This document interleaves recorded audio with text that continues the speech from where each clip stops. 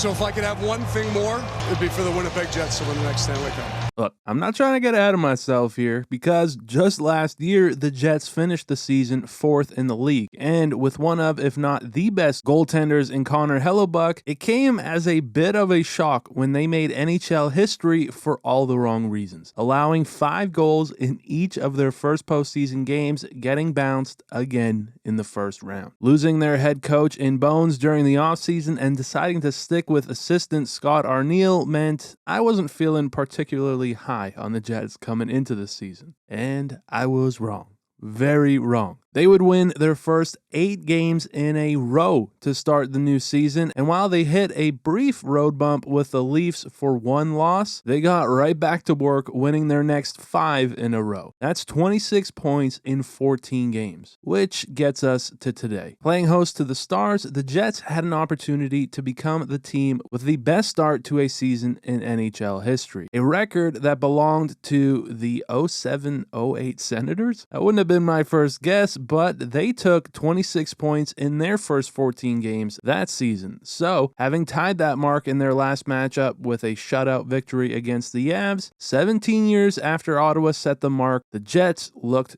to break it. And just 5 minutes in, Steele getting nabbed for a tripping call would put the #1 power play unit in the league on the power play, where they do what they've been doing, which is moving the puck with authority. Going from one of the worst power play units last year to #1, it's Nemesnikov to the front, and of course they do. They score. Iafallo, with his 2nd of the year, beats Ottinger to take the early lead. Just 3 minutes later, Kupari forces a turnover. Iafallo shot, and picking up the rebound, it's Kupari, cashes in with his 2nd of the year, and the Jets, hot out of the gate, would take a 2-0 lead. They would outshoot the Stars 12-4 in the opening frame, and while that was it for the scoring, they picked up right where they left off in the second. Pionk from the point gets to Nemesnikov around the net, and not to be denied, he eventually would poke it in as the Jets, now up 3-0. And it only got worse as the captain, Jamie Benn, would get called for roughing, and you don't want to do it because they're #1 for a reason. They go back to work, move the puck well again, and it's Scheifele for Ehlers to score his 9th. But you gotta listen to this. Nemesnikov, Ehlers,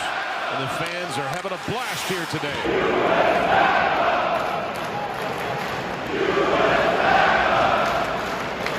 Now, if you're wondering what that means, Ottinger is a great US-born goalie, but Hellebuyck is on another level and also happens to be US-born, meaning with the Four Nations tournament coming up, there's a good chance Helly could be the starter.